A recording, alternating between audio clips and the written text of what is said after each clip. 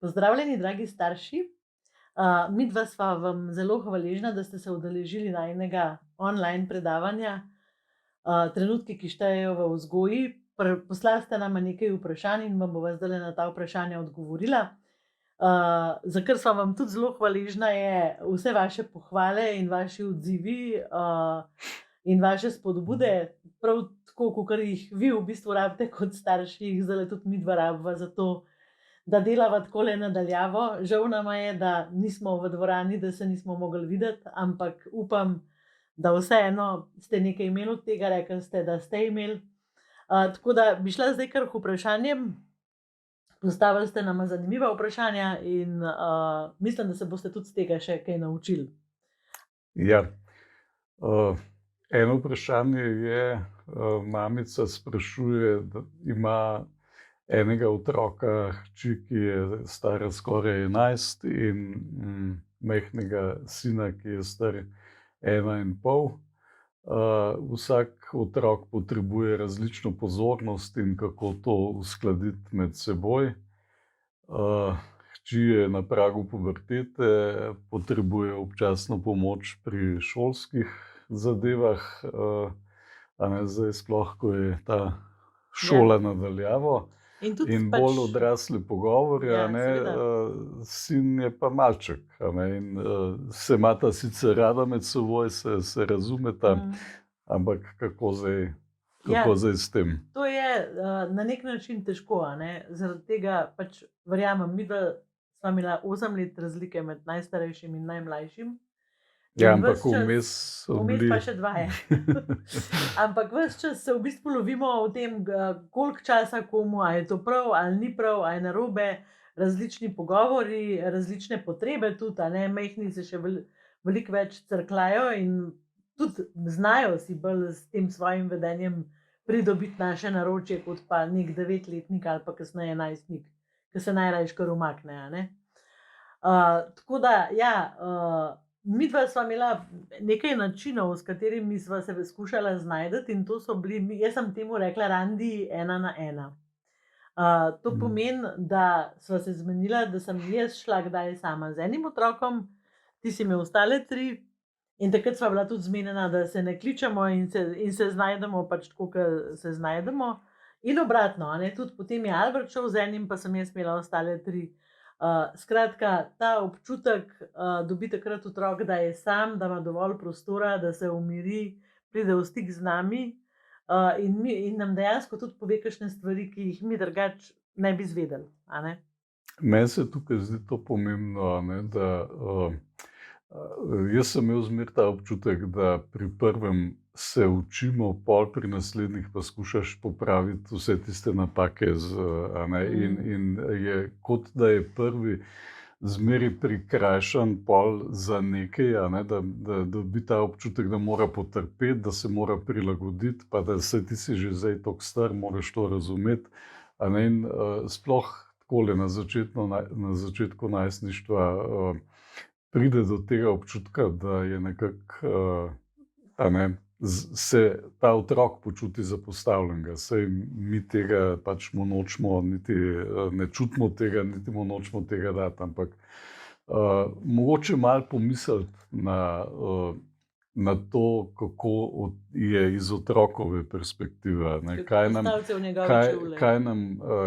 recimo, kaj nam reče, in zdaj takole, z 11-letnico si jaz mislim, je takole mamice. 9-letnica je. 11. Aha. In z 11-letnico mamica, mislim, da imata lahko polno teh, bom rekel, ženskih tem, od nohtkov, ličenja, oblekc, kuhanja, gospodinjstva, pa kakšne druge, bom rekel, ne tako tipične zadeve. In to so lahko teme, kjer v bistvu ta otrok potrebuje stik.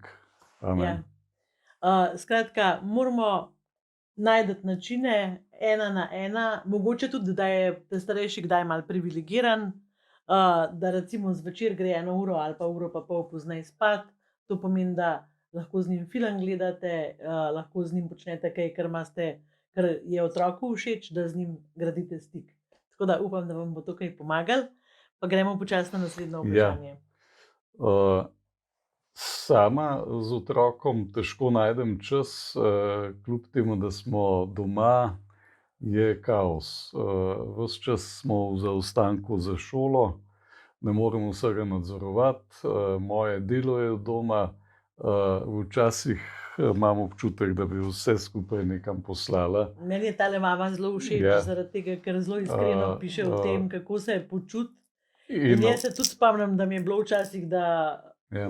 sam pejte, ali pa da Albertu sem enkrat rekla, čez okno jih bom zmotala, ne zmorem več. Pa ni bilo nobene korone, pa je bilo res težko. Ja, ampak tudi ta občutek, da se ne bi smel tako počutiti, Ja. ne, in se potem znotraj sebe krivimo In sram nas je, ne? nas je sram in ni prav in kaj ne, ampak ja, Ja. to je, jaz mislim, da tako dosti pogost resnični občutek staršev zdaj v teh časih.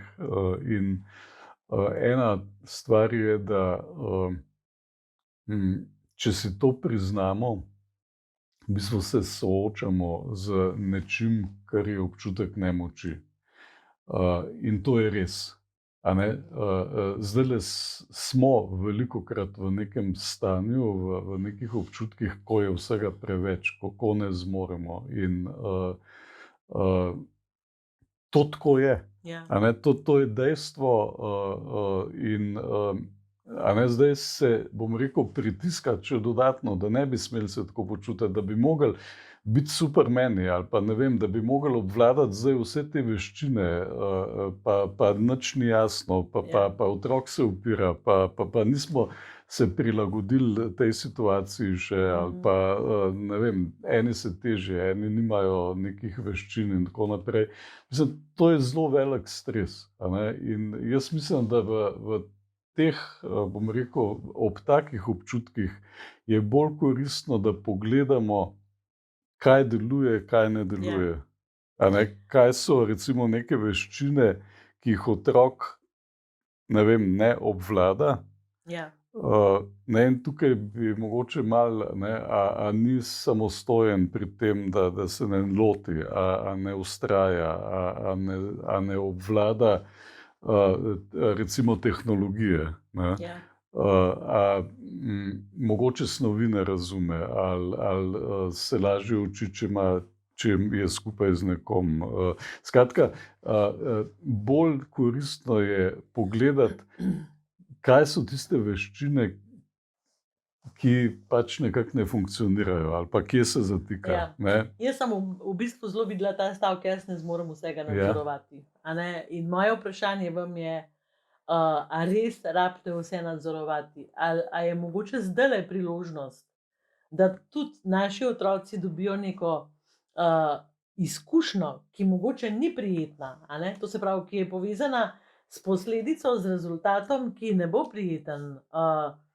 Zaradi tega, ker dejansko mi ne moremo delati namesto otrok. A ne? In tudi, če vi sedite na Zoomu in namesto njih počnete te stvari, oni pa sedijo zraven, to ni delo, od tega oni nič ne bojo imeli. Tako da jaz bi mogoče tukaj malo staršem rekla, dajte spustiti, dajte jim pustiti izkušnje, tudi če so te izkušnje neprijetne. Zdajle pač prvič so taki časi, drugič pa otroci potrebujejo tudi takšne izkušnje, da naredijo kakšno napako in da vidijo, da je posledica te napake v bistvu to neprijetna. A ne? In da potem pač, a veste, takšne napake se vedno da popraviti. In meni se zdi bolj pomembno, da si najdete čas, vsaj pol ure vsak dan, da se imate fino, da se sprostite, da to ni povezano samo s tem moram, ampak tudi, kaj jaz potrebujem, kaj meni zdajle paše. To, da se malo stisnete, da se malo pocrkljate, malo požgečkate, malo nasmejete, malo da nadomestite to, da tega stika zdajle ni in nam ga vsem primanjkuje.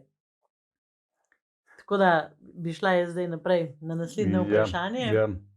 Sicer je veliko tega je tudi v najnem predavanju o tem, kako otroke učimo samostojnosti, ampak to je Ja, in zdaj. tudi tukaj noter, Ja. tle not si lahko pogledate zelo veliko o tem, kako otroke učiti delati napake, popravljati napake, jih učiti, da so samostojni, kako jim pomagati skozi težke izkušnje.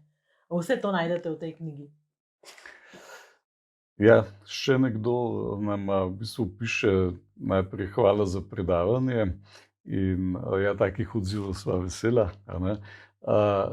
Sem se prepoznala in zdaj bolj sem pozorna na moje odzive, me pa še zmeraj kdaj zanesejo v neprijaznost in nestrpnost, ker imam močen vzorec od moje mame. In vem, da to ne bo nikoli popolnoma izginilo, ampak vseeno vprašam, kadar ga polomim, ali to lahko nekako popravim. In to je najlepša plat v odnosih, da vedno lahko popravimo za nazaj stvari. To pomeni, da kadar ga polomimo, seveda takrat smo ga polomili in takrat je najboljše pustiti, počakati, da se pomirimo, da se naše telo čustveno odzove, da se otrokovo telo čustveno odzove, da pridemo nazaj v ravnotežje. To je lahko tudi čez 2 dni, ni treba, da je takoj. Se usedemo z otrokom in rečemo, veš, tisto včeraj, ko sem naredila takole, ni bilo prav. Ni bilo prav, mogla bi počakati, oziroma rada bi se naučila počakati, pa mi velikokrat ne rata, tako da, to pomeni, da jaz nekaj nisem zmogla in nima nobene veze s tabo. Naslednjič bom probala narediti drugače. In kaj s tem otroku sporočimo? Otroku sporočimo, da tudi mi ga kdaj posračkamo, da tudi mi kdaj ne naredimo prav, da tudi mi kdaj moramo nekaj popraviti in tudi to mu pokažemo, da v bistvu se kot starši razvijamo in mu s tem dajemo zelo drugačen vzorec, kot so ga nam verjetno dali naši starši. A pa se pol otroku opravičaš?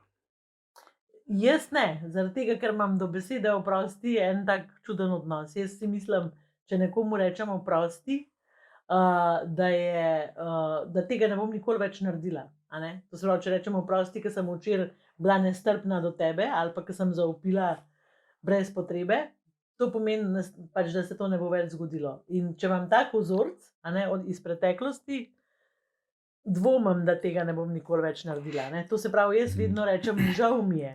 Žal mi je, da sem naredila tako. Jaz sem to v bistvu vprašal ali pa omenil zato, ker tudi jaz velikokrat opažam, da starši